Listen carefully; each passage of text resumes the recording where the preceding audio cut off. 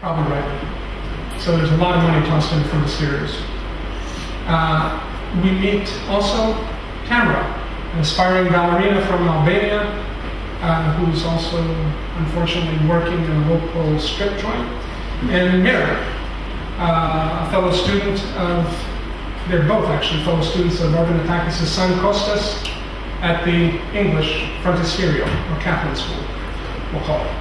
Tamara is forced to work at the local men's club in order to make ends meet, and Miran, who is Kostas' best friend, leads a much less privileged life, helping his father with various odd jobs to make ends meet.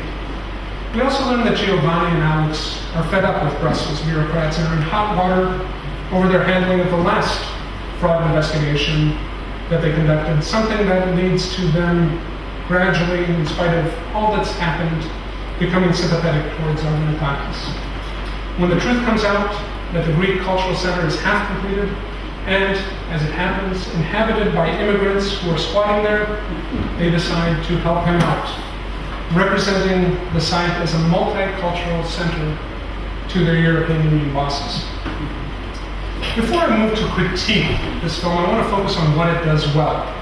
First, it highlights the difference between the three classes of immigrants that exist in Greece today. The economically privileged, professional athletes, spouses of citizens, employees of multinational corporations. The economically struggling, such as Miran's father Lolo, a construction worker who's begun to manage crews. And the economically disenfranchised and vulnerable, single women like Tamara, and the most recent wave of immigrants from the Middle East, from Asia, from Africa.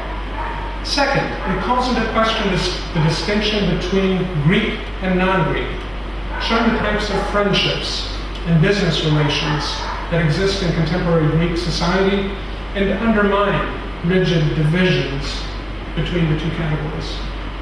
Third, it frames the discussion of immigration within the broader framework of globalization, providing ample demonstration of how Greek culture is already being altered by a broader set of geocultural forces embodied in entities such as professional soccer leagues and basketball leagues, if anyone's following basketball lately, mass tourism, Japanese video games, Anglo-American rock music, elite American university educations, and the English language.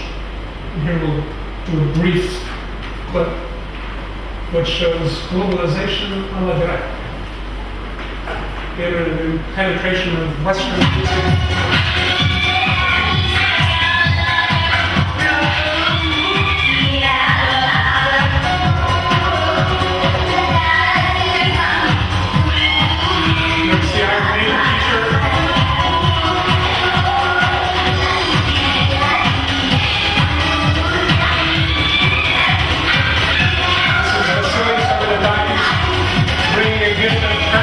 For his son, he's already giving him another birthday for that.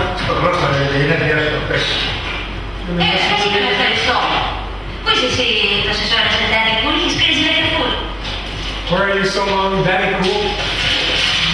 You are crazy like a fool. Last, the film offers a substantial critique of the conceptual limits of the traditional understanding of politismos. It deftly frames its narratives in terms of politismos, and in terms of particularly a politismos that is imploding upon itself. Arvinatakis' plan for a Greek civilizational center, Politismiko Kendro, are being undermined by the very Ministry of Civilization that should be supporting their efforts. I have a very, very brief clip here, if I can get to it.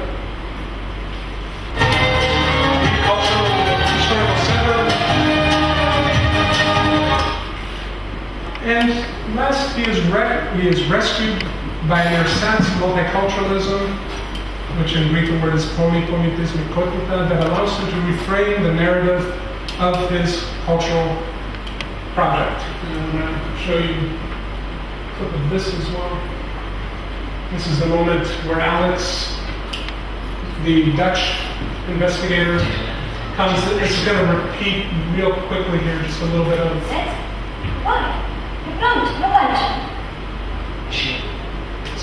then we see the multicultural center. Yes? Why? You promised, no punishment. Yes, I did, but I didn't promise for too long. It's the style of the government. I asked you. Me? I promise. Okay.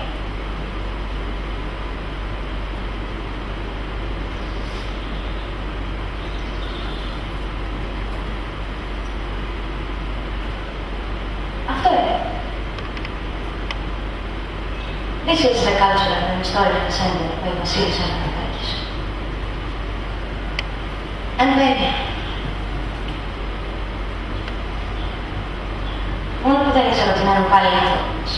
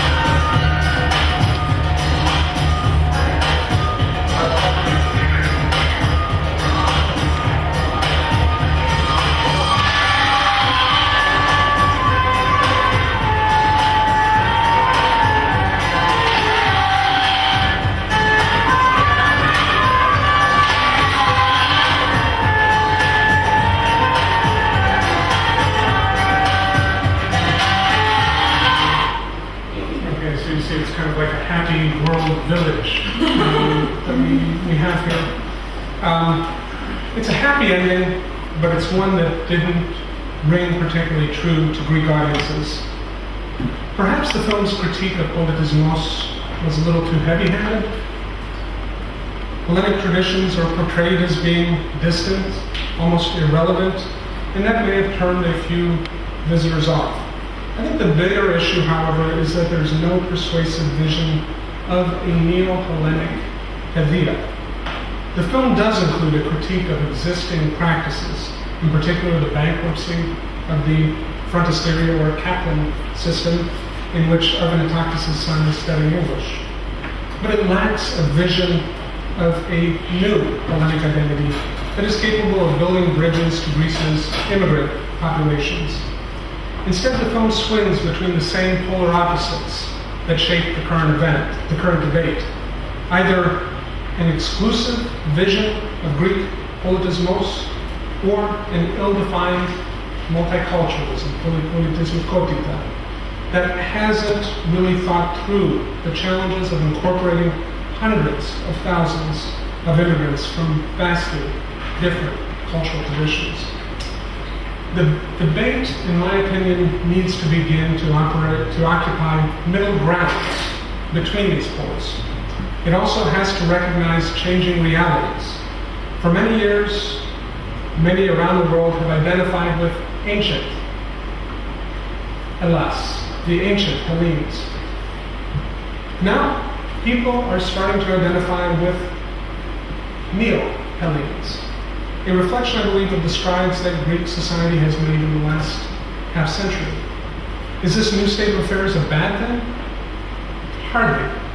But it does require new models of paideia, ones that draw substantially on the Byzantine Empire's understanding of the institution as a means for expanding the pool of citizens. This new model of paideia, however, cannot be identical to Byzantine models.